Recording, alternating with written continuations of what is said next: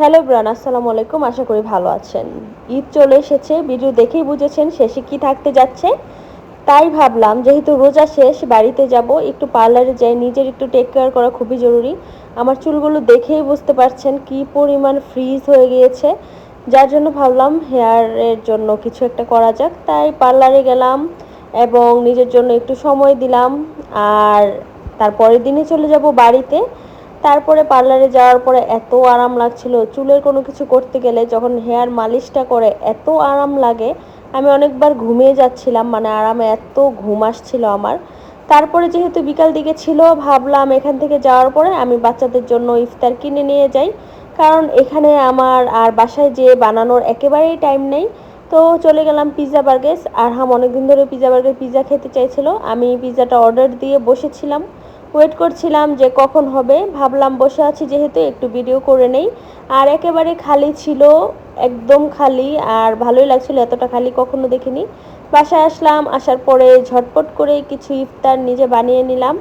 বাসায় এসে ফ্রুটস কেটে নিলাম এবং পিৎজাটা তো আছেই, বেশি ঝামেলা করতে চাইনি। আর পিৎজা পেয়ে তো আরহাম এবং সাফওয়ান খুব খুশি। আর ওরা বাইরের খাবার একটু বেশি পছন্দ করে, কিন্তু রমজান মাসে চেষ্টা করেছি যে বাসায় বানানোর, কিন্তু শরীর খারাপ থাকার কারণে এত একটা পারিনি। আর এই দিক থেকে দেখেন ম্যারি কি করছে, বারান্দায় পাখি ডাকছিল, তাও দোয়েল পাখি।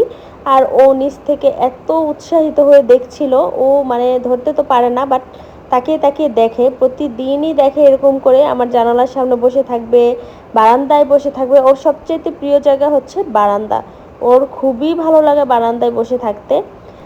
তারপরে আমি এখানে কিন্তু পরের দিনের ইফতারে আমি বানিয়েছিলাম খিচুড়ি গরুর মাংস দিয়ে। আর খিচুড়িটা আমি কখনো সেহরির সময় খাই না।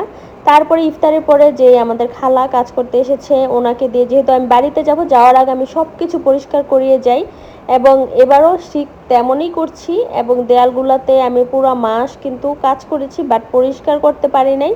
সেই জন্য আমি দেয়ালগুলোতে ভালো মতো পরিষ্কার করাচ্ছিলাম, অনেক তেল চিটচিটে হয়ে গিয়েছিল। এগুলো পরিষ্কার করে গেলে বাসায় আসলে আমার একটু কাজটা কম থাকে। যেমন পাকের ঘরটা আর পরিষ্কার করতে হয় না, ঘরটা এসে পরিষ্কার করলে হয়ে যায়, চাদরগুলো পাল্টালে বাসা পরিষ্কার। তারপরে আর কি, এখানে হচ্ছে যাব যেহেতু, বারান্দার মধ্যে আমি সব কিছু দেখছিলাম যে পানি দেয়া লাগবে কি না। যেহেতু বৃষ্টি হয়েছে কয়েকদিন আগে, অনেক পানি এখনও গোড়ার শুকায়নি, কিছু কিছু গাছের পানি শুকিয়েছে, সেখানে পানি দিয়ে যাব। এবং আরেকটা কথা হচ্ছে, আজকে আমি আপনাদের সাথে কয়েকদিনের ভিডিও একসাথে শেয়ার করতে যাচ্ছি। যেহেতু কয়েকদিন আমি টানা ভিডিও দিচ্ছিলাম না, ভাবলাম একসাথে আপনাদের সাথে শেয়ার করি। এবং গাছগুলো দেখছেন আমি যাওয়ার পরে আমার এবার একটু ভালো লাগছে যে বৃষ্টি যেহেতু ভাব ভাব চলছে, বাড়িতে গেলে গাছগুলা কোনো সমস্যা হবে না, বৃষ্টির পানির কারণে গাছে পানি দেওয়ার প্রয়োজন পড়বে না। গ্রামের বাড়িতে থাকলেও এটা নিয়ে কোনো চিন্তা নেই। তো এই যে বাসা একেবারে পরিষ্কার করে রেখে যাওয়ার চেষ্টা করছি, কোথাও কোনো ময়লা নেই, বাসা গুছানোই আছে। ম্যারিকে তার ব্যাগে নিয়ে নিলাম, এখন আমরা আলহামদুলিল্লাহ বের হয়ে যাব।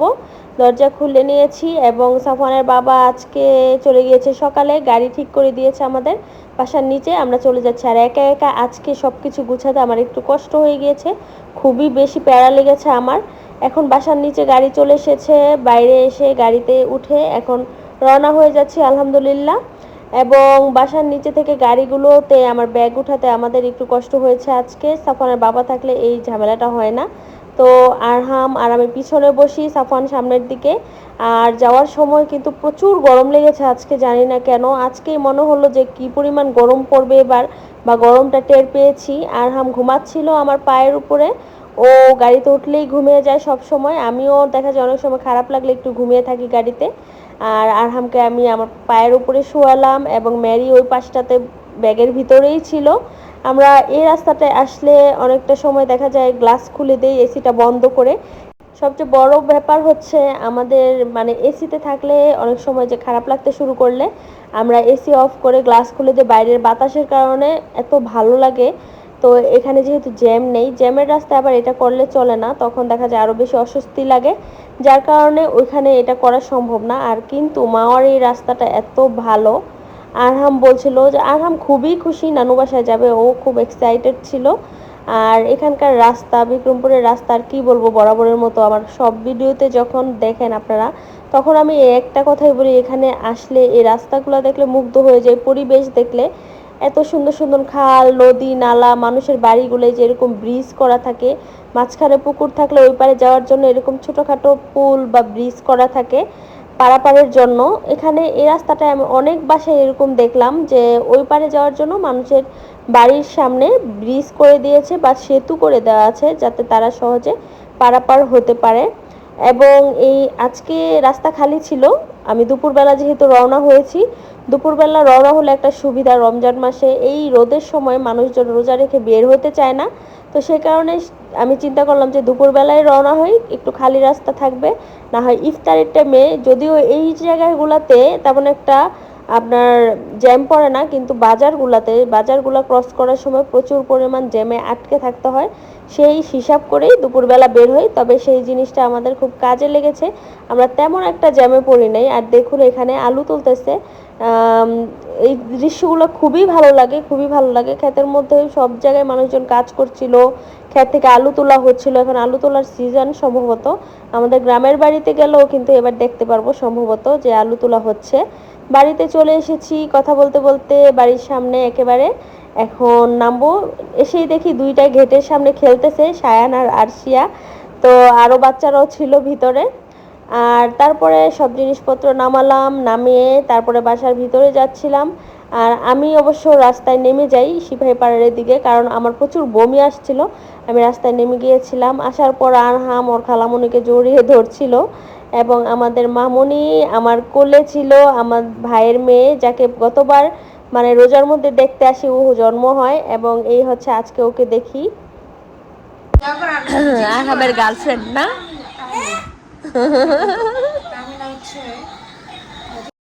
তারপর আর কি সন্ধ্যায় ইফতারে বসে পড়লাম। এখানে ছিল লাড্ডু, বেসনের লাড্ডু বানিয়েছে আমার বোন। তারপরে সচরাচর যেসব ইফতার করি সেগুলো, তাছাড়া মা হালিমও বানিয়েছিল, চিকেন ফ্রাই করেছিল, ডিমের চপ বানিয়েছিল এক্সট্রা। তারপরে বাচ্চারা বাইরে খেলছিল, আমরা একটু সিপাহী পাড়া গেলাম। আসার পরে দেখলাম আমার মা সুন্দর একটা ব্যাগ বানিয়েছে, দেখুন কি সুন্দর একটা ব্যাগ বানিয়েছে, এবং এই ব্যাগটা চশমার যে বক্স আছে সেই বক্স দিয়ে বানিয়েছে। আমাদের আরশিয়ার জন্য ছোট্ট করে একটা পার্স, যেটা নাকি অনেকটা পার্টি ব্যাগের মতো লাগছিল, কি সুন্দর যে লাগছিল। আমার মা এরকম বাসায় অনেক কিছুই বানায় যেগুলো খুবই সুন্দর হয়, একেবারে মনেই হয় না যেগুলো বাসায় বানানো হয়েছে। আর এই ব্যাগটাও কিন্তু খুবই সুন্দর হয়েছে, প্রথমে লাগাচ্ছিল বুঝাই যায়নি এটা এত সুন্দর হবে, যে কেউ দেখলে ভাববে যে এটা কি না, এটা ভাববেই না যে এটা বাসায় বানানো হয়েছে। আর এটা আরশিয়া পেয়ে খুবই খুশি হয়, আর আমার কাছেও খুব ভালো লাগছিল। চশমার বক্স দিয়ে যে এত সুন্দর ব্যাগ বানানো যায় আমি কিন্তু জানতাম না। দেখুন এটার লুকটা একবার সামনের দিকে, এরকম ব্যাগ কিন্তু কিনতে পাওয়া যায়, আপনারা কিন্তু বাইরে দেখে থাকেন এইসব টাইপের ব্যাগ, পার্টি ব্যাগগুলো। তারপরে মা সন্ধ্যাবেলা আবার খিচুড়ি রান্না করেছে, সেগুলো হচ্ছে সবজি খিচুড়ি। এই সবজি খিচুড়িটা খুবই মজার হয়ে থাকে, আর সবজি খিচুড়িটা খেতে অসাধারণ ছিল। আমার মায়ের হাতের এই খিচুড়িটা অনেক অনেক মজা লাগে আমাদের। তো আজকের ভিডিওটি এ পর্যন্তই, ভালো থাকবেন সবাই।